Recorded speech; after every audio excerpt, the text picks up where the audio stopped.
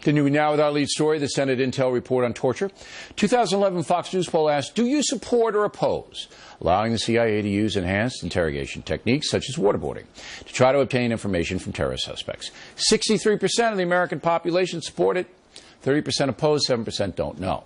Also, 2012, I interviewed Jose Rodriguez, who oversaw the enhanced interrogation program for the CIA. We got thousands of intelligence reports that basically allowed us to take down and destroy the Al-Qaeda organization that attacked us on 9/11. And that's the CIA's point of view to today. With this now to respond, Nomiki Konst, director of the Accountability Project, and Fox News analyst Nomiki Crowley. All right, so I say the report should have been released because in an open society, but that being said, I did say it, could put people on alert. But I think you have to be open when there are accusations that a federal agency broke the law. I disagree with you on this issue because I think for a couple of reasons. First of all, you're talking about national security, so some secrets should be held very close to the vest. They did redact some things. Well, but not enough, obviously. Secondly, our enemies can read 500 pages they redacted. Look, okay. But still, we have sources and methods that are now out there, and our enemies can read too. It puts our people and our interests at risk. The other thing to keep in mind, Bill, is that we have allies, but we also have some unsavory characters in the world who are cooperating with us on counterterrorism. They look at this, they see they are exposed, their methods are exposed. It's a close call. They're less likely to cooperate with us, not to mention the folks who are doing counterterrorism today at the CIA, NSA, and elsewhere. Right. If they think they're going to be investigated I think both sides have valid opinions, but as a journalist, I want the sunshine. Now, the senator, he didn't want to answer my question about the CIA saying to the Republicans things that the Republicans thought were misleading. He didn't want to answer that question. Yeah, there was. Did that give you pause? What gives me pause, and I understand there are complicated moral issues here. I'm not, I don't come strongly down on this, but I mean, I support what they did, but I understand that this is complicated.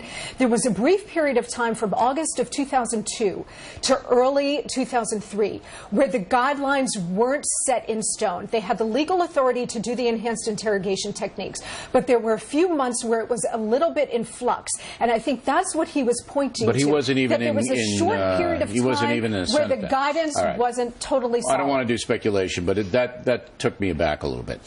Okay, Nomiki. Yes. I believe it's a partisan report. I believe that the Democrats had a solution that they wanted. When you write a paper and you want to have a conclusion, and then you only take the evidence that leads to the conclusion. I think that's what they did here.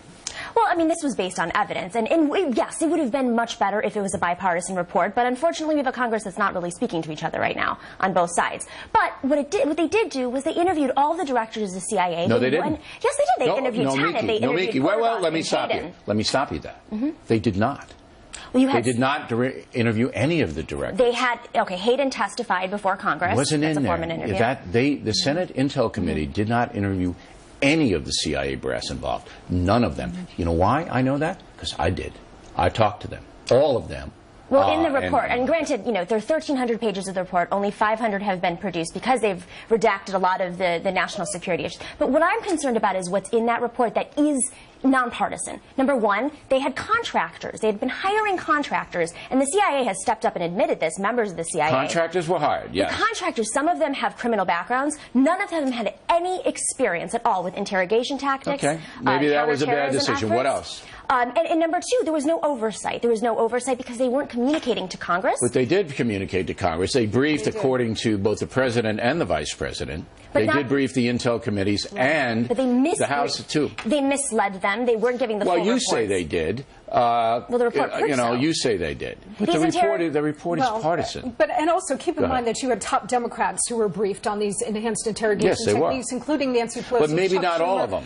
But the ones who were briefed green-lit it, and now they want to say that they had a big problem with it. But look, let's be fair here.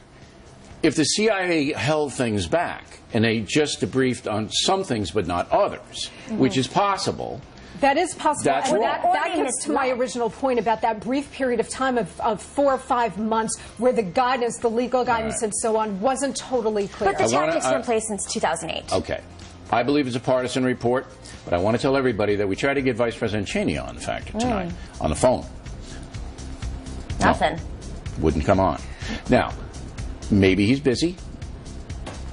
But I have an offer, standing offer, anytime, on the phone. You don't have to go anywhere, but I'd like to talk to him about it because he was the guy that was directly the point man on all and of he's this. defended this stuff. And look, any administration... But he hasn't defended it with me. Well, that's true. All right, ladies, I got to run. One issue, defend the American people.